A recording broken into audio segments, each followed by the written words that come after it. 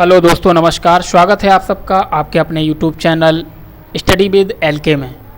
दोस्तों, इस वीडियो के माध्यम से आज आपको पढ़ाने वाले हैं लिंग, वचन और कारक। एक ही वीडियो में तीनों टॉपिक आपके कवर किए जाएंगे। तो इस वीडियो को पूरा देखिए, तो तभी आपका ये लिंग, वचन और कारक वाला तीनों टॉपिक एक ही वीडियो में कवर किया है और यहाँ से आपका ये टॉपिक कंप्लीट हो जाएगा। दोस्तों, उत्तर प्रदेश एसआई यानी यूपी दरोगा एसआई की जो वैकेंसी आई है उत्तर प्रदेश में, उसका अभी अक्टूबर में जो एग्ज़ाम होने वाला है लास्ट अक्टूबर में, तो उसी में आपका एक 40 क्वेश्चंस का टॉपिक है हिंदी का। तो जिसमें 40 क्वेश्चन आने हैं, हिंदी का सेगमेंट है जिसमें आपके ये हिंदी के पोर्शन में आपका लिंग, वचन और कारक ये तीनों टॉपिक अलग अलग मेंशन है। सो आपको अच्छे से ये पढ़ना चाहिए। चलो शुरू करते हैं। लिंग क्या है देखते हैं दोस्तों। संज्ञा के जिस रूप में व्यक्ति या वस्तु की जाति का बोध होता है, संज्ञा के जिस रूप में व्यक्ति या वस्तु की जाति का बोध होता है उसे लिंग कहते हैं। दोस्तों, कहने से तात्पर्य कि जिस संज्ञा के, जैसे किसी का नाम है और किसी व्यक्ति का नाम है या किसी वस्तु का नाम है, उसकी जाति का बोध होता है तो उसे क्या कहते हैं? उसे लिंग कहते हैं। जैसे लिंग संस्कृत भाषा का एक शब्द है जिसका अर्थ होता है चिन्ह, या निशान, जिसे पहचान कहेंगे। चिन्ह या निशान किसी संज्ञा का ही होता है। संज्ञा के दो रूप होते हैं। ये भी पूछा गया सवाल है कि संज्ञा के कितने रूप होते हैं, तो संज्ञा के दो रूप होते हैं, ये आपको ध्यान रखना है। पहला अप्रमाणिक संज्ञा, जैसे प्याली, पेड़, पत्ता, ये सब अप्रमाणिक संज्ञा होते हैं। जबकि दूसरा प्राणीवाचक संज्ञा होता है। अप्राणीवाचक, जिसमें जो निर्जीव चीज़ें होती हैं, जिनमें जीव ना हो, वो अप्राणीवाचक होता है। अप्रमाणिक नहीं होगा या अप्राणीवाचक होगा।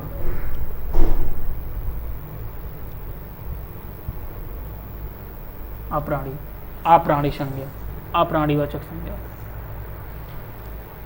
दूसरा होता है आपका प्राणीवाचक संज्ञा, जैसे माता पिता, लड़का, लड़की। ये आप देख रहे होंगे कि ये जो है वो प्राण जिसमें है, मतलब कि जीव की तरह ये दिखाई दे रहे हैं। जैसे लड़का, लड़की, माता, पिता, तो ये पुरुष और महिला का वो दिख रहा है कि इसमें कौन सा लिंग जो है, जेंडर आपको पता चल रहा है कि ये पुल्लिंग होगा, ये स्त्रीलिंग होगा। तो माता पिता ये आपके प्राणीवाचक संज्ञा हैं। तो लिंग कितने प्रकार के? दो प्रकार की संज्ञा होती हैं, प्राणीवाचक और अप्राणीवाचक। नेक्स्ट, लिंग के भेद। लिंग के भेद दोस्तों कितने होते हैं? तो लिंग के भेद दो होते हैं। ये सवाल पूछा गया है कि लिंग के कितने भेद होते हैं, तो लिंग के दो भेद होते हैं। कौन सा? पुल्लिंग और स्त्रीलिंग। आप दोस्तों याद रखना कि हिंदी में दो ही लिंग हैं और ये जूनियर असिस्टेंट में सवाल पूछा गया था। तो केवल दो ही लिंग हिंदी में माने जाते हैं, एक पुल्लिंग और दूसरा है स्त्रीलिंग। संस्कृत में आपका जो न्यूट्रल जेंडर होता है, वो संस्कृत में जिसको नपुंसक लिंग भी कहा जाता है, लेकिन हिंदी भाषा में प्रचलित नहीं होता। तो आपको हिंदी भाषा के अनुसार दो ही भेद माने गए हैं। एक पुल्लिंग किसे कहते हैं? संज्ञा के जिस रूप से किसी वस्तु में पुरुष या नर का बोध होता है, उसे स्त्रीलिंग कहते हैं। ये यहाँ पे गलत लिखा होगा, पुरुष या नर का बोध होता है, उसे स्त्रीलिंग नहीं, उसको पुल्लिंग कहते हैं। ये टाइपिंग मिस्टेक हुई है, कोई बात नहीं, हो जाता है। उसे पुल्लिंग कहते हैं, स्त्रीलिंग नहीं होगा, पुल्लिंग कहते हैं। उदाहरण, जैसे लड़का खेलता है, मोटा सा आदमी आया है, तो ये क्या है? ये आपके पुरुष को दर्शाता है या नर को दर्शाता है, ये पुल्लिंग कहलाएगा। ये पुल्लिंग की भेद है। पुल्लिंग को दर्शाता है कि मोटा आदमी आया है और लड़का खेलता है। स्त्रीलिंग, दूसरा क्या है स्त्रीलिंग, संज्ञा के जिस रूप से किसी वस्तु में स्त्री या मादा जाति का बोध हो तो उसे स्त्रीलिंग कहते हैं, उसे स्त्रीलिंग कहते हैं। जैसे सीमा गाती है, यहाँ पर आप देखेंगे स्त्रीलिंग का बोध हो रहा है, सीमा गाती है, क्या है गाती है। राधा सोती है, यहाँ पर ये नहीं होगा कि राधा सोता है। अगर यहाँ पर ये होता कि अमन, तो अमन क्या हो जाता, राधा की जगह अमन सोती है, तो ये ऐसा नहीं होता। ये क्या होता, ये अमन सोता है, तो वो क्या हो जाता, वो पुल्लिंग हो जाता, वो पुरुष को दर्शाता, वो नर को दर्शाता, नरलिंग को दर्शाता। जबकि यहाँ पर राधा और सीमा ये किसको, स्त्रीलिंग को दर्शा रही हैं। नोट, ये देखो अभी जैसे बताया था कि अंग्रेजी के न्यूट्रल जेंडर यानी कि इंग्लिश लैंग्वेज में भी न्यूट्रल जेंडर कहा जाता है, जो ना ही नर हो या ना मादा हो, वो दोनों ही ना हो, ऐसी स्थिति में न्यूट्रल जेंडर कहा जाता है। और जबकि संस्कृत में इसको नपुंसक लिंग कहा जाता है, लेकिन संस्कृत के नपुंसक लिंग का हिंदी भाषा में प्रचलन नहीं है, तो न्यूट्रल जेंडर का हिंदी भाषा में प्रचलन नहीं है। इसके कुछ नियम हैं, क्या नियम है, 1 बाय 1 देखते हैं। पहला नियम है शरीर के अवयव के नाम पुल्लिंग होते हैं, तो जो शरीर के अंग हैं, ऑर्गन हैं, उनके जो नाम हैं वो कैसे होते हैं, वो पुल्लिंग होते हैं। लेकिन यहाँ पर कुछ अपवाद हैं, वो आपको याद रखना है। जैसे शरीर का अंग आँख भी है, नाक भी है, जीभ भी है, इंद्रियाँ भी हैं, बाहाँ मतलब हाथ होते हैं, हड्डी और कलाई और नश, ये सारे आपके क्या होंगे, अपवाद हैं, यानी कि ये स्त्रीलिंग कहे जाते हैं। जैसे कभी नसें या नशा नहीं कहा जाता, हमेशा क्या कहे जाएंगे, या तो नसें बहुवचन और एक वचन में नस। तो नस जो है आपका स्त्रीलिंग का बोध यहाँ पर हो रहा है, तो ये आपका हो जाएगा स्त्रीलिंग न कि पुल्लिंग। जैसे कलाई, आँख, आँख में भी आँख दोनों दो होती हैं जोड़े में, जैसे कि नाक, जीभ, इंद्रियाँ, बाहाँ और हड्डी, इन शब्दों को के अलावा सभी शरीर के अवयवों को क्या कहा जाता है, पुल्लिंग कहा जाता है। जबकि आँख, नाक, जीभ, इंद्रियाँ, इन अंगों को स्त्रीलिंग कहा जाता है।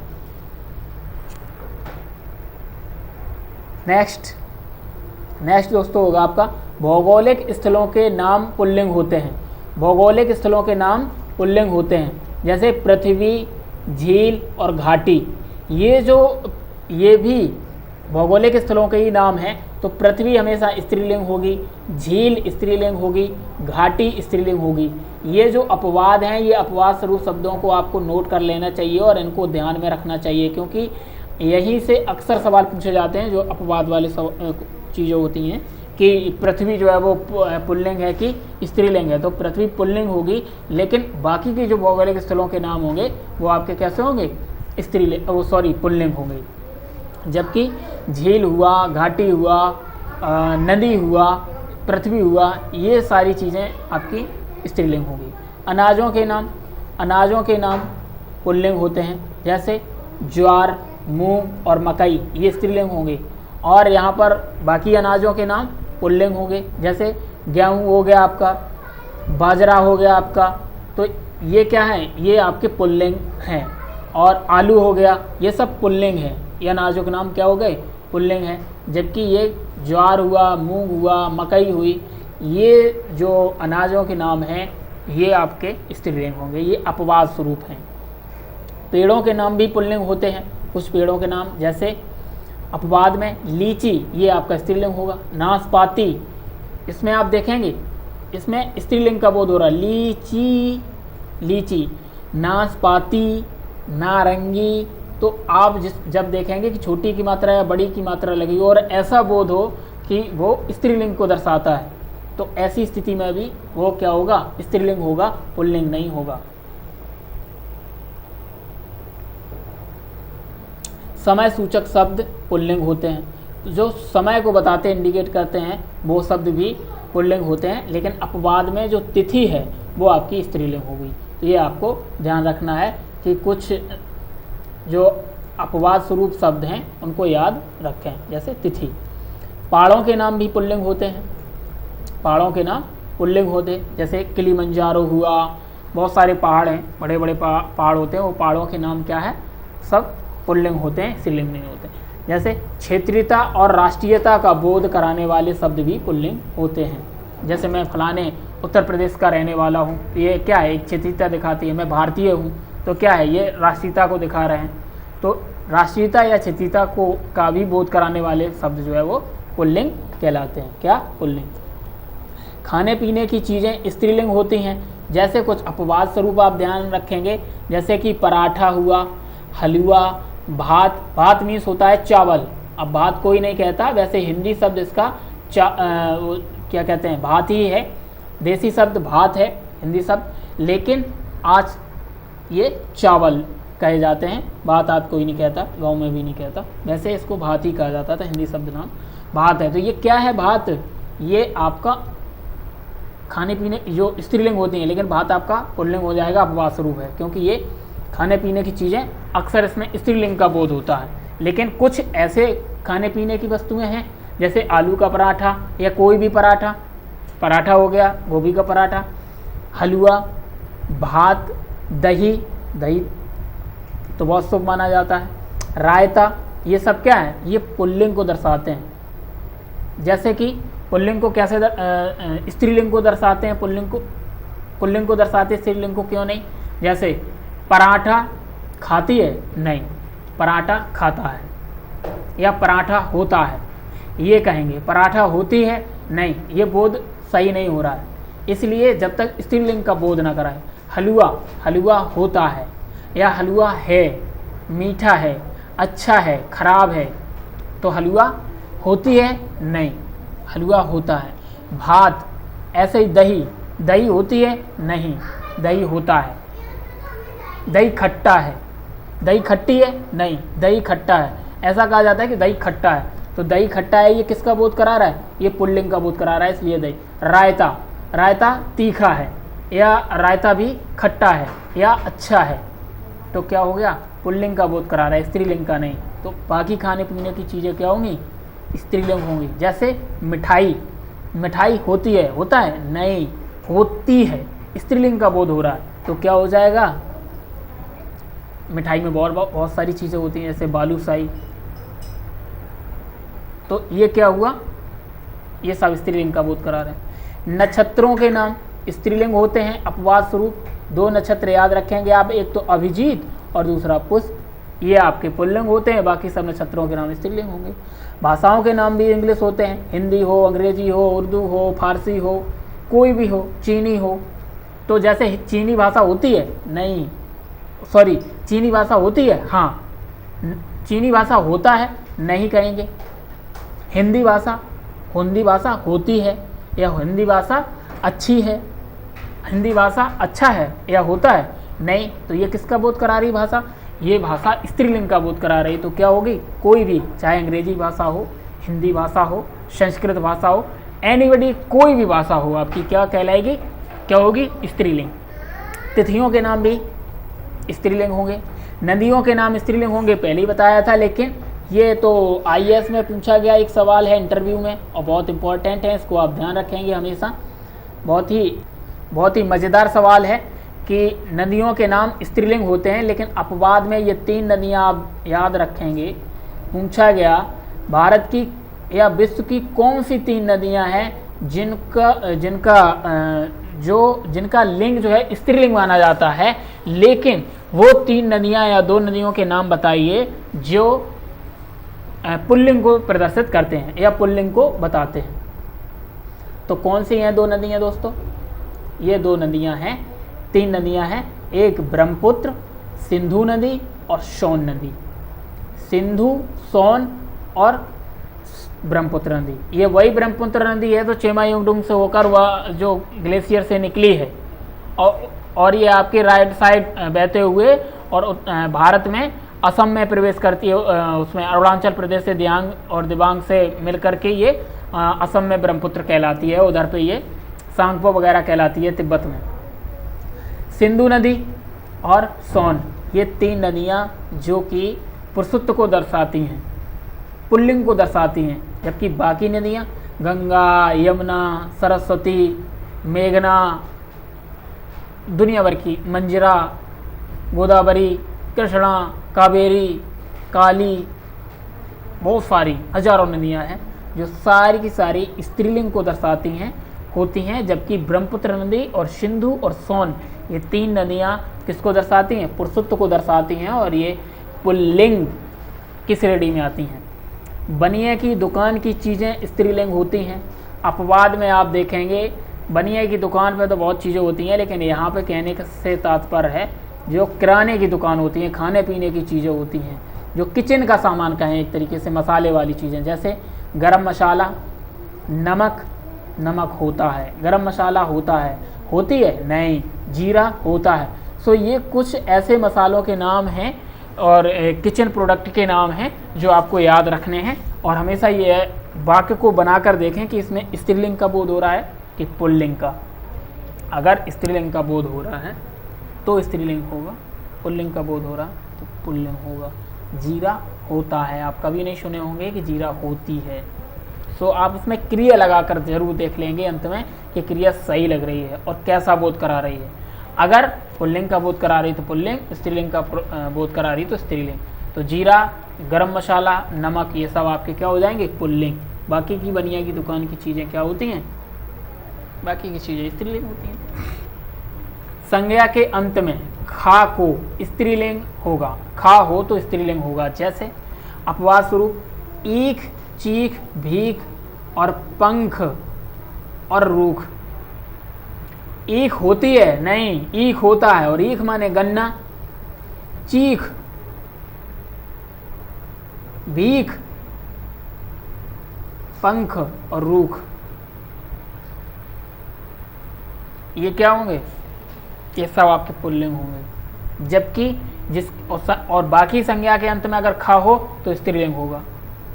लेकिन यहाँ पर ये कुछ शब्द है 4-5 जो आपके अपवाद स्वरूप हैं। ठीक है। यदि क्रिया के अंत में आई, ई, आवत, की, ती और नी ये शब्द अगर प्रत्यय के रूप में आए तो यह स्त्रीलिंग होगा। क्या होगा? स्त्रीलिंग होगा। नेक्स्ट है क्रिया की अकारांत, जिनका अंत आ स्वर पर हो उन्हें अकारांत कहते हैं। संज्ञाएं स्त्रीलिंग होती हैं, जैसे बूट, आ का बोध हो रहा है अंत में आ का बोध हो रहा है, और आ क्या है? स्वर है, और जिस क्रिया के अंत में आ स्वर हो उन्हें अकारांत कहते हैं। तो अकारांत शब्दों की जो संज्ञा है वो स्त्रीलिंग होती है। क्या होगी?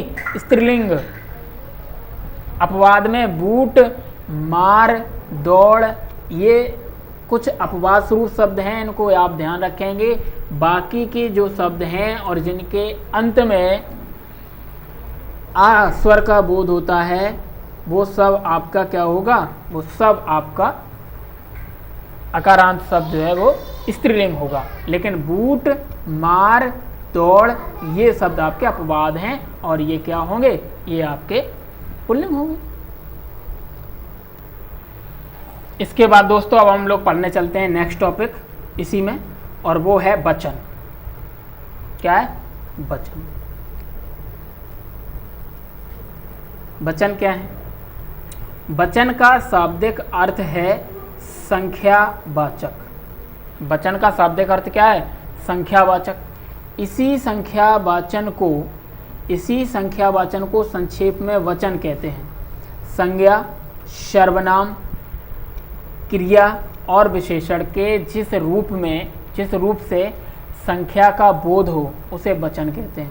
संज्ञा, सर्वनाम, क्रिया और विशेषण के जिस रूप से संख्या का बोध हो उसे वचन कहते हैं। क्या दोस्तों? उसे वचन कहते हैं। कैसे? एक बार रिपीट करता हूँ।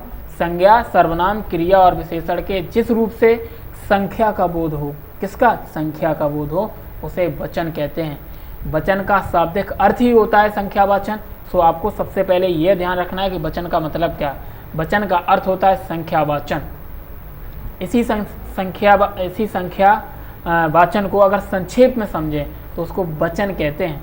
कैसे? जैसे संज्ञा, सर्वनाम, क्रिया और विशेषण के जिस रूप से संख्या का बोध हो उसे वचन कहते हैं। वचन कितने प्रकार के होते हैं? तो वचन दोस्तों 2 प्रकार के होते हैं, एक वचन और बहुवचन।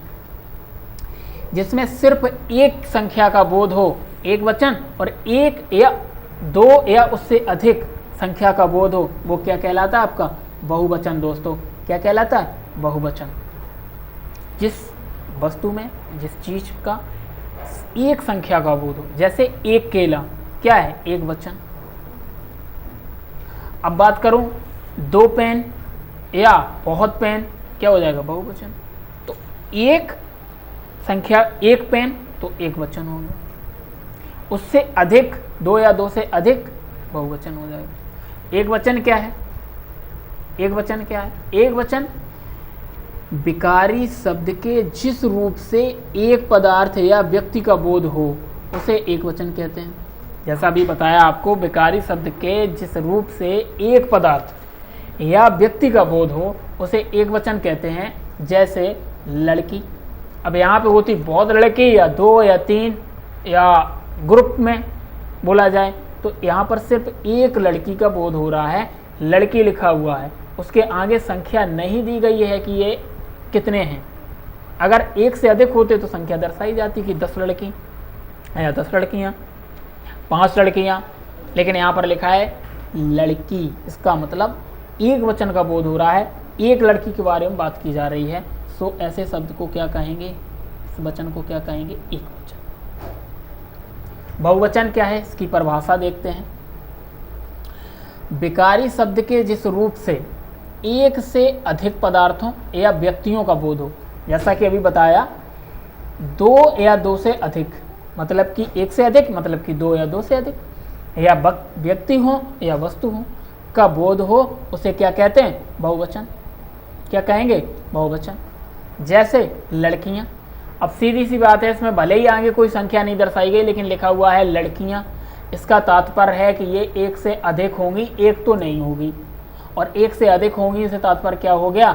ये बहुवचन हो गया। कौन सा वचन? बहुवचन। एक होती तो एक वचन, तो लड़कियां लिखा हुआ है। नोट में क्या कहा है कि सामान्य अर्थ में व्यक्तिवाचक, द्रव्यवाचक, भाववाचक संज्ञा के बहुवचन नहीं होते हैं। ये ध्यान रखेंगे। पहली बात कि व्यक्तिवाचक, द्रव्यवाचक और भाववाचक। भाववाचक से संदर्भ है कि आपने किसी चीज़ को मन में किसी बात का भाव किया जाए, प्रकट किया जाए, भाववाचक हो जाएगा। द्रव्यवाचक जिसकी माप तौल करना की जाए या गिना ना जा सके, संख्या ना हो, क्या हो जाएगा? द्रव्यवाचक। जैसे कि दूध हो गया, पानी हो गया, शहद हो गया, तेल हो गया, पेट्रोल हो गया, ये सारी क्या है? चीज़ें द्रव्यवाचक। तो द्रव्यवाचक, भाववाचक, व्यक्तिवाचक संज्ञा के बहुवचन नहीं होते हैं। जैसे राम का रामे नहीं होगा, ये व्यक्तिवाचक संज्ञा है। सोना का सोने नहीं होगा, सुंदरता का सुंदरते नहीं होगा, ये भाववाचक है, ये भाववाचक संज्ञा है। तो सुंदरता का सुंदरते नहीं होता, सुंदरता का सुंदरता ही होगा। तो सामान्य अर्थ में व्यक्तिवाचक, भाववाचक, द्रव्यवाचक संज्ञा के बहुवचन नहीं होते हैं। ये आपको अच्छे से ध्यान रखना है। एक वचन से बहुवचन बनाने के कुछ नियम हैं। इन नियमों को 1 बाय 1 देखेंगे। क्या नियम है? एक वचन से बहुवचन बनाने के नियम। पहला नियम क्या कहता है? अकारांत पुल्लिंग शब्दों के आ को बहुधा एक करके बहुवचन बनाते हैं। जैसे घोड़ा, घोड़ा का क्या होगा? घोड़े। कौआ का क्या होगा? कौवे। कौआ का कौवे, लेकिन कौआ नहीं होगा, कौआ नहीं, क्या होगा? कौवे। तोता का तोते। तो जहाँ पर अकारांत आपको बताया था जिसके अंत में आ वोवेल का या स्वर शब्द का आ स्वर का बोध हो, वो क्या हो जाएगा? वो आपका अकारांत होगा। और अकारांत के लास्ट में कौन सा? बड़ा आ आए। कौन सा आए? बड़ा आ का बोध हो। जैसे कौआ बड़ा का बोध हो रहा है, तोता आ बड़ा का बोध हो रहा है, घोड़ा बड़ा का बोध हो रहा है। तो इनके बहुवचन बनाते समय ए लग जाएगा, एक ही मात्रा ए लग जाएगा। इसके अंत में प्रत्यय में क्या लगेगा? ए करके बहुवचन बनाते हैं। जैसे घोड़ा, घोड़ा का क्या होगा? घोड़े। कौआ का कौए। तोता का तोते। तोता नहीं होगा, क्या होगा? तोते। तोता का तोते। दूसरा नियम कहता है कि अकारांत स्त्रीलिंग शब्दों के आ को बहुधा ए यानी कि ए पर बिंदी चंद्र बिंदी रखकर बहुवचन बनाते हैं। जैसे शाम, शाम का सामे। शाम का सामे, तो यहाँ पे क्या है? बिंदी रख जाएगी ए के साथ। बहन, बहन का बहने। संतान का संताने। तो इस तरह एक वचन से बहुवचन बनाते हैं। ये कुछ नियम है। दूसरा नियम आपका, जिस अकारांत शब्द यानी कि स्त्रीलिंग शब्दों में छोटे आ का बोध हो वहाँ पर ए के साथ बिंदी रख देते हैं। एक ही मात्रा लगाते हैं, उसके साथ क्या रख देते हैं? बिंदी रख देते हैं। जिस अकारांत के अंत में किसका बोध होता है? स्त्रीलिंग का। छोटे आ का, वो क्या होंगे? स्त्रीलिंग होंगे। अकारांत शब्द तो वो क्या है? जैसे बहन का बहने हो जाएगा, संतान का संताने। अब यहाँ पर संतान का संताने पे बिंदी नहीं रखोगे तो वो क्या है? वो व्याकरण की दृष्टि से गलत हो जाएगा। अगर यहाँ पर ये बिंदी ना रखी जाए तो ये क्या है? गलत हो जाएगा। अभी क्या है? ये जो देखो, पहने का बहने, बिंदी रखा हुआ है, ये सही है। तो ये आपको चीज़ें ध्यान रखनी है। नेक्स्ट क्या है? इकारांत स्त्रीलिंग शब्दों के ई को या लगाकर, यानी कि या पर जिसके अंत में ई आएगा, पक्ति, छोटी की मात्रा है। ई का मतलब क्या है? छोटी की मात्रा दिखा रहा है ना, छोटी इमली वाली। ये किसको दर्शाती है? छोटी की मात्रा को दर्शाती है। और जिसके अंत में इकारांत आएगा तो इकारांत और ईकारांत, जैसे अकारांत और आकारांत। आकारांत में बड़ा आ पर शब्द के अंत में आ ध्वनि निकलती है, और वो भी बड़ा आ की ध्वनि निकल रही, छोटा आ की निकल रही। छोटा आ की निकलेगी तो अकारांत, बड़ा आ की निकलेगी तो आकारांत। ऐसे ही इकारांत शब्द होते हैं। छोटी की ध्वनि निकलेगी तो इकारांत, और बड़ी की ध्वनि निकलेगी तो ईकारांत। ये आप ध्यान रखेंगे। और जब छोटी की निकलेगी तो बिंदी वहाँ भी लगा देते थे और यहाँ भी लगा देंगे। किस पर? ए आ पर। और ई का क्या हो जाएगा? यहाँ ए आ हो जाता है। ई किस में बदल जाएगी? ए आ में। और इस पर क्या बिंदी, क्या करेंगे? चंद्र बिंदी रख देंगे। जैसे तिथि का तिथियाँ, तिथि का तिथियाँ। अगर यहाँ पे आप चंद्र बिंदी नहीं रखते हैं तो गलत हो जाएगा। जैसे रीति, रीति का रीतियाँ, रीति का रीतियाँ। पक्ति, पक्ति का पक्तियाँ। पक्ति ई की मात्रा आ रही है तो ये क्या है? इकारांत को दर्शा रही है। रीति ई की मात्रा है, छोटी की मात्रा है, रीति, तो क्या होगा इसका? रीतियाँ, चंद्रबिंदी यहाँ पर। इकारांत, इकारांत में भी जिस शब्द की ध्वनि में बड़ी ई की मात्रा का बोध हो। इकारांत स्त्रीलिंग शब्दों के ई को इकारांत करके उनके अंत में, यानी कि जिस शब्दों के अंत में या ध्वनि में बड़ी ई शब्द का बोध हो तो उनको उन शब्दों के बहुवचन बनाते समय क्या जोड़ देंगे? दोनों में ही या जोड़ देंगे। चाहे छोटी की मात्रा निकले चाहे बड़ी की, इकारांत हो या अकारांत हो, ऐसे स्त्रीलिंग शब्दों में के अंत बहुवचन बनाते, शब्दों के बहुवचन बनाते समय क्या करेंगे? हम चंद्र बिंदी जोड़ देते हैं। तो यहाँ पर आपको कन्फ्यूज नहीं होना। आ वाले में अकारांत और आकारांत, इन दोनों में आपको ध्यान रखना है। अकारांत होगा तो अंक की बिंदी रखेंगे, एक ही मात्रा लगाएंगे, उस पर अंक की बिंदी भी रखेंगे। जबकि आकारांत में एक ही मात्रा केवल लगाएंगे, बिंदी नहीं रखेंगे। इकारांत और ईकारांत दोनों में ही या, ई का एया हो जाता है और एया पर चंद्र बिंदी रखते हैं। जैसे नदी का नदियाँ, बधाई, बधाई का हो जाएगा बधाइयाँ। सदी का हो जाएगा आपका सदियाँ, सदियाँ, सदी का सदियाँ।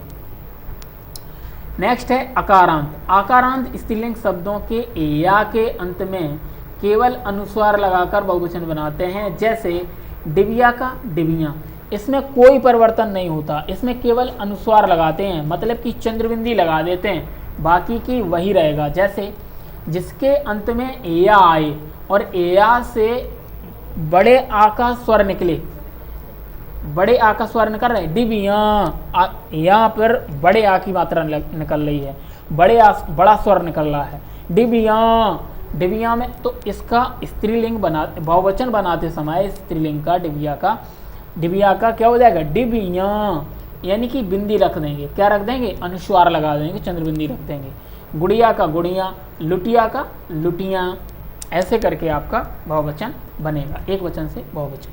आकारांत स्त्रीलिंग शब्दों के आ, क्या है, आ के अंत में वही ए पर बिंदी लगाकर बहुवचन बनाते हैं। जैसे माता, माता का माताएं हो जाएगा, ए पर चंद्रबिंदी लग जाएगी। संस्था का संस्थाएं, भुजा का भुजाएं। नेक्स्ट है आपका, ऐसे बनाते हैं एक वचन से बहुवचन, ये आप ध्यान रखेंगे और सीखते जाएंगे और नोट भी करेंगे, ताकि आपको एक शॉर्ट नोट बन जाएगा। देखो, आप जब तक खुद अपने नोट्स नहीं क्रिएट करोगे, खुद नहीं बनाओगे, खुद नहीं लिखोगे, तब तक आपको कोई नहीं सिखा सकता। इसलिए प्लीज़ आपसे रिक्वेस्ट है कि कॉपी और पेन लेकर अवश्य बैठें, एक कॉपी और पेन लेकर ज़रूर बैठें और सारी चीज़ों को नोट करते जाएं। बहुत ज़्यादा नहीं है, इंपॉर्टेंट चीज़ें हैं, इंपॉर्टेंट पॉइंट हैं। पूरा वचन आपके केवल 8 पॉइंट हैं और इनको आप नोट करके 1-2 बार रिवीजन कर लोगे। ये खुद का नोट्स बना हुआ होगा, एग्ज़ाम से पहले एक बार आप 5 मिनट में देख लोगे, आपकी चीज़ें क्लियर हो जाएंगी। आपको ज़्यादा उसमें कुछ करने की ज़रूरत नहीं है। खुद से जब तक पढ़ते रहोगे, रट्टा मारोगे, चीज़ें याद नहीं होती हैं, हो भी गई तो कन्फ्यूजन रहता है, भूल जाते हो। इसलिए याद रखेंगे कि आप एक इनको नोट जरूर करें, खुद का नोट जरूर बनाएं, शॉर्ट नोट्स बनाएं। स्त्रीलिंग संज्ञाओं के अंत में ऊ को उसे उ करके तथा ए को ओ जोड़कर बहुवचन बनाते हैं। जैसे बहू, ऊ की मात्रा आ रही है, ऊ बहू, इसमें क्या जुड़ जाएगा, ए जुड़ जाएगा, ए या ओ पे बिंदी, ओ अंक की बिंदी। और बहुएं, बहू का क्या हो गया, बहुएं या बहुओं, तो चंद्रबिंदी ए पर। बधू, बधुएं या बधुओं, ये क्या हो जाएंगे आपके, ये एक वचन से बहुवचन बनाने के तरीके, नियम हैं। एक वचन शब्दों के आगे लोग, जन, वर्ग, वृंद मतलब वृद्ध आदि शब्द लगाकर बहुवचन बनाते हैं। जैसे दलित, दलित क्या है, ये एक वर्ग है, ये कोई खास वर्ग है, जाति को प्रदर्शित करता है, एक वर्ग को बताता है, तो क्या हो गया, ग्रुप को बता रहा है, तो दलित वर्ग हो गया। भक्त, ये क्या है, भक्त मतलब लोग, मतलब कि जो पूजा अर्चना किसी की उपासना करते हैं, शिव भक्त होते हैं, कोई बौद्ध भक्त होता है, कोई भी अलग अलग धर्मों और समुदायों में अलग अलग चीज़ों के लिए अलग अलग गॉड को मानते हैं, तो वो अपने तरीके से अलग अलग भक्त हुए। कुछ शिव की पूजा करते हैं, शिव भक्त हुए, विष्णु पूजा करते हैं, विष्णु भक्त हुए, दुर्गा पूजा करते हैं, दुर्गा भक्त हुए। तो इन लोगों को क्या, किस नाम से कैसे पुकारेंगे, भक्त जनों के नाम से। जन माने लोग, तो भक्त जन के नाम। श्रोता, श्रोतागण। वक्ता का वक्तागण, श्रोता का श्रोतागण, अध्यापक का अध्यापकगण।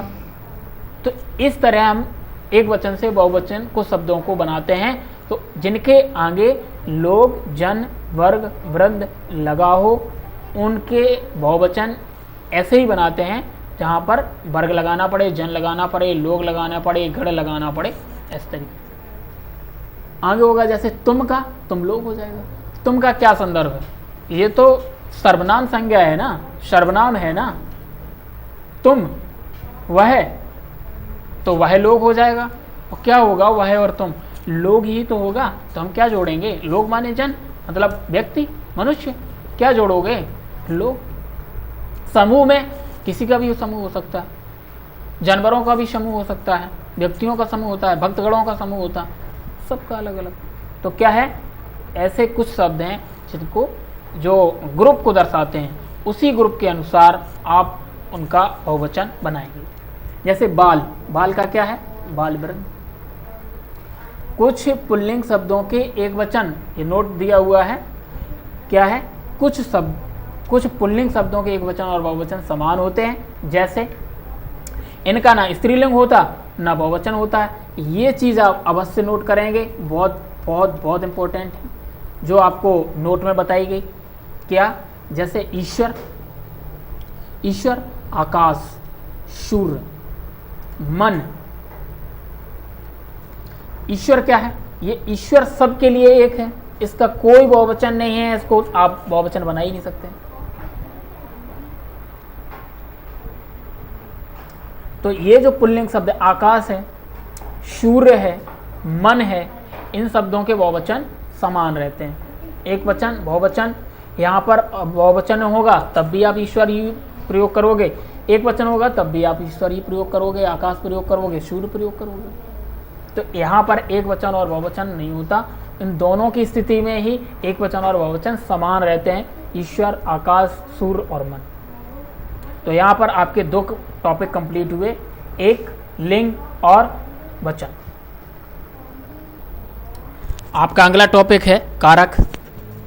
देखते हैं कारक क्या है। और एक ही वीडियो में तीनों टॉपिक कंप्लीट हो गए हैं। वैसे SI वाले जो सिलेबस है उसमें तीनों टॉपिक अलग अलग दिए हुए हैं, लेकिन मैंने इसमें एक ही वीडियो में मर्ज करके तीनों को पढ़ाया है, ताकि आप एक ही वीडियो से अपने तीनों टॉपिक को कंप्लीट करें और एक दूसरे से कनेक्ट हैं, रिलेटेड हैं।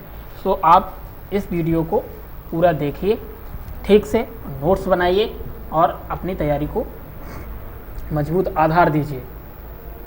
कारक क्या है? संज्ञा या सर्वनाम। संज्ञा या सर्वनाम के जिस रूप से संज्ञा या सर्वनाम का क्रिया के साथ संबंध सूचित हो, उसे कारक कहते हैं। संज्ञा या सर्वनाम के जिस रूप से संज्ञा सर्वनाम के जिस रूप से संज्ञा या सर्वनाम का क्रिया के साथ संबंध सूचित हो, तो संज्ञा सर्वनाम का जिस रूप में भी किसके साथ? क्रिया के साथ संबंध सूचित हो, उसे कारक कहते हैं। हिंदी में कारक की संख्या 8 होती है, और ये ध्यान रखेंगे कि कारकों की संख्या कितनी होती है? 8 होती है। लेकिन हिंदी में अगर ये पूछ दिया जाए कि हिंदी में कारकों की संख्या कितनी है, तो आपका जवाब होना चाहिए 8। आपका आंसर क्या होगा? 8। लेकिन अगर यहीं ये पूछ दिया जाए कि संस्कृत में कारकों की संख्या कितनी होगी, तो 6। तो संस्कृत में कारकों की संख्या सिर्फ 6 मानी गई है दोस्तों। कितनी? 6। तो ये आप ध्यान रखेंगे, संस्कृत में कारकों की संख्या 6, जबकि हिंदी में कारकों की संख्या 8 है। तो ये पूछा जा सकता है, एग्जामिनर पूछ सकते हैं थोड़ा सा भी अगर उसने दिमाग लगाया कि संस्कृत में कारकों की संख्या कितनी होती है। तो संस्कृत में 6 होती है और हिंदी में 8, ये आप ध्यान रखेंगे। देखते हैं 1 बाई 1। कारक, विभक्ति चिन्ह और उदाहरण। बहुत ज़्यादा यहाँ आपको कुछ करने की ज़रूरत नहीं है, ये एक फॉर्मूला और 8 कारक को आप याद कर लेंगे, ध्यान रखेंगे, और इसमें जो विभक्ति लगती है इससे आप निकाल लेंगे कि इसमें कौन सा कारक दिया हुआ है। सवाल ऐसे ही पूछा जाता है कि एक उदाहरण यानी वाक्य दिया जाएगा, जैसे रमेश ने पानी पिया, पेड़ से पत्ते गिरे, बताइए इसमें कौन सा कारक है या कौन सी विभक्ति है। तो आपको वो पढ़ करके, वाक्य पढ़ के ये निर्धारित करना है कि कौन सा इसमें कारक होगा, कौन सी विभक्ति होगी। इस फॉर्मूले को, इस चीज़ को अगर आप पूरा याद कर लेंगे, तैयार कर लेंगे और उसको MCQs करेंगे, इसके बाद मैं आपको ऑब्जेक्टिव सवाल लेके आऊँगा, MCQs भी कराऊँगा। सो नो प्रॉब्लम, आपकी पूरी तैयारी बहुत अच्छे से हो जाएगी। पहला कारक क्या है? कर्ता। विभक्ति इसकी क्या होगी? ने। मतलब ये जो कारक है वो किससे जोड़ रहा है? क्रिया से। किसके द्वारा? ने के द्वारा। बस आपको ये देखना है कि वाक्य जो है वो जुड़ा किससे है, संज्ञा किससे जुड़ी है, संज्ञा या सर्वनाम। या तो किसी संज्ञा में किसी का नाम होगा और सर्वनाम में भी किसी का नाम होगा, जैसे तुम, वह, उससे, उसे, उसने, किससे, कैसे, क्या है? सर्वनाम। ये किसके द्वारा जुड़े हैं, बस ये आपको ध्यान रखना है। और किसके द्वारा जुड़े हैं? ने के द्वारा। ये आपकी विभक्ति है, जिसके द्वारा जुड़े हैं वो विभक्ति हो जाएगी। और जो जुड़ा है संज्ञा से, जो जुड़ा है वो क्रिया। तो संज्ञा से ये आपका क्या है? संज्ञा। रमेश क्या है? संज्ञा। ने क्या है यहाँ पर? ने विभक्ति है। ने क्या है यहाँ पर? विभक्ति है। ने विभक्ति है। रमेश क्या है? रमेश संज्ञा है। और पानी पिया, पानी पिया, तो पीना क्या हो जाएगा? आपका क्रिया। तो ये किस तरह जुड़ा है? किससे जुड़ा है? ये ने से जुड़ा हुआ है। ने आपका क्या है? ने आपकी विभक्ति है। ये रमेश संज्ञा है, सो आपका कारक हो जाएगा। और ये किससे से जुड़ा है? ने के द्वारा क्रिया से जुड़ा है। पीना आपका क्रिया होगा, पानी पीना, पानी क्रिया होगी, मतलब पानी को पिया तो पीना क्या हो जाएगा? पिया क्रिया हो जाएगा। ये कैसे जुड़ा है? ने के द्वारा। तो बस इतना ध्यान रखना है बस। और ये आपने अगर अपने दिमाग में बैठा लिया कि संज्ञा या सर्वनाम क्रिया के साथ किससे जुड़ा है, वो विभक्ति होगी, और जो जुड़ा है वो कारक होगा। तो विभक्ति जब पता चल जाएगी तो आपको कारक ऑटोमेटिक पता चल जाएगा, क्योंकि आपको ये याद रखना है कर्ता ने कर्म को कर्ण से द्वारा संप्रदान के लिए अपादान से अलग होने के अर्थ में कहा जाता है। लेकिन अपादान से अलग होने के अर्थ में पूरा नहीं याद रखना, इतना याद रखना आपको, अपादान से अलग, संबंध काकी के रारी रे, अधिकरण में पर, और संबोधन हे अरे हो। बस नेक्स्ट आपका हो जाएगा कर्म को ये विभक्ति है। जैसे कि अभी आपको याद रखना है, जैसे कर्ता ने कर्म को कर्ण से द्वारा संप्रदान को के लिए अपादान से अलग, संबंध काकी के रारी रे, अधिकरण में पर, और संबोधन हे अरे हो। इतनी बात अगर आप याद रखेंगे तो विभक्ति और कारक आपका फिनिश। अब कर्म को यहाँ पर देखेंगे, को क्या है? को विभक्ति है, और ये वाक्य जो जुड़ा हुआ है माँ किससे जुड़ा है? माँ ने बच्चे को। तो ये नहीं करना है कि इसमें भी ने लिखा हुआ है तो कर्ता विभक्ति कौन सी हो जाएगा, कारक कौन सा हो जाएगा? कर्ता। नहीं, ये कर्म होगा। क्यों? इसलिए क्योंकि आप देखेंगे जो संज्ञा है, माँ ने बच्चे को खिलाया, तो खिलाना क्रिया है, और क्रिया से ये जो संज्ञा जो जुड़ी हुई है, संज्ञा किससे जुड़ी है? क्रिया, खिलाना के साथ। खिलाना क्या है? क्रिया। तो क्रिया से जो आपकी संज्ञा जुड़ी है वो को विभक्ति के द्वारा जुड़ी है, न कि ने के द्वारा। माँ ने बच्चे, ये वाक्य पूरा है, ये जुड़ा नहीं है। माँ ने बच्चे को, यानी कि क्रिया से जो संज्ञा या सर्वनाम क्रिया से जोड़े, तो क्रिया से कौन जोड़ रहा है? क्रिया से को जोड़ रहा है। तो आपको ये चीज़ ध्यान रखनी है कि किसके द्वारा संज्ञा जो है या सर्वनाम किसके द्वारा क्रिया से जुड़ रहा है। तो क्रिया से जुड़ा ये को के द्वारा। किस विभक्ति के द्वारा? को के द्वारा। तो इसमें कौन सी विभक्ति हो जाएगी? कर्म कारक और को विभक्ति हो जाएगी। कौन सी? को विभक्ति। करण। नेक्स्ट है आपका करण। करण से और द्वारा। इसमें देखेंगे बच्चा बोतल से दूध पीता है, ये किससे जुड़ा हुआ वाक्य है? से के द्वारा। से क्या है? विभक्ति। दूध पीता है, पीना क्या है? क्रिया। तो दूध पीना यानी कि दूध से जो संज्ञा से जुड़ा है, बोतल से जुड़ा है, या बच्चा से जो जुड़ा हुआ वाक्य है क्रिया के साथ, पीना के साथ, दूध के साथ, वो किससे जुड़ा है? से के द्वारा वाक्य जुड़ा है। और से का कारक क्या होगा? कर्ण कारक। विभक्ति से हो गई, बस सिंपल। संप्रदान। संप्रदान को और के लिए। तो उदाहरण में देखेंगे, जैसे महेश रमेश को फल देता है, तो महेश और रमेश क्या है? ये दोनों संज्ञा हैं। महेश और रमेश संज्ञा है।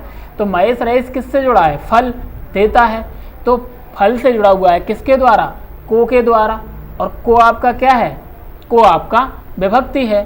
कौन सी? संप्रदान कारक की। बस। तो ये आप को क्या हो जाएगा? ये विभक्ति हो जाएगी किसकी? संप्रदान की। और आप पहचान लेंगे, इस तरह पहचानेंगे। अपादान हमेशा याद रखेंगे, जैसे वृक्ष से फल गिरते हैं, वृक्ष से पत्ते गिरते हैं। तो ऐसी स्थिति में ये पीसीएस में पूछा गया है, वृक्ष से पत्ते गिरते हैं, इसमें कौन सी विभक्ति होगी? तो से विभक्ति होगी, या कौन सा कारक होगा? तो इसमें अपादान कारक होगा, क्योंकि अलग होने के संदर्भ में अपादान। और अपा से आप याद रखेंगे, अपादान यानी कि अलग करना, उससे हट जाना, फिर न जुड़ना, अलग हो जाना, क्या कहलाएगा? अपादान कारक कहलाएगा।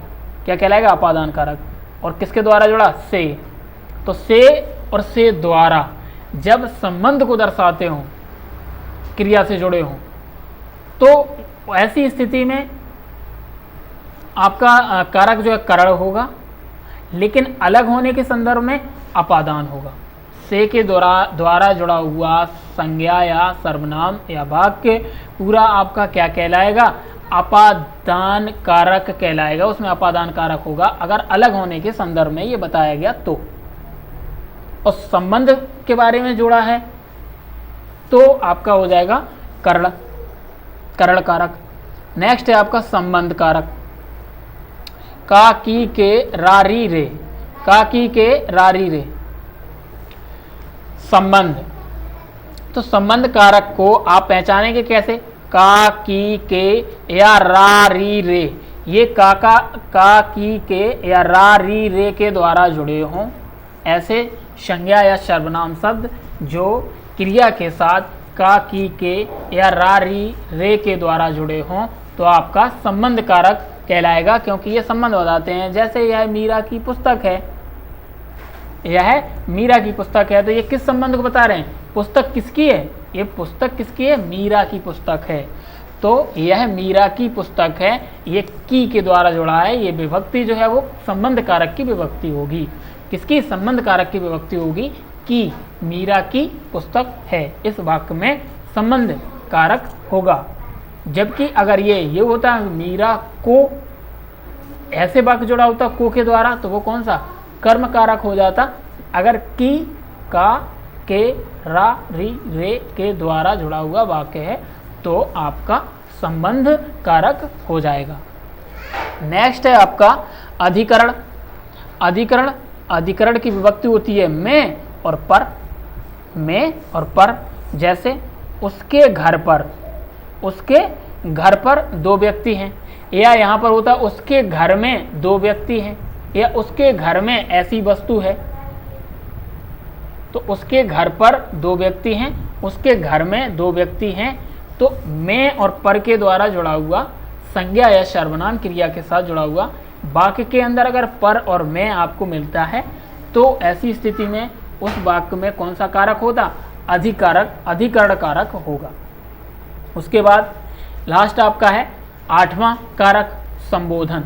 इसमें हमेशा जब भाव का बोध हो, भाववाचक क्रिया का बोध हो, भाव का बोध हो, भाववाचक संज्ञा का बोध हो, जैसे या किसी ईश्वर के बारे में या बहुत अच्छे, या जैसे ओहो, हे, अरे, ये खुशी प्रदर्शित की जाए जिस वाक्य में, या किसी के बारे में ऐसे बताया जाए जैसे हे राम ये क्या हो गया, अरे भगवान ये क्या हो गया,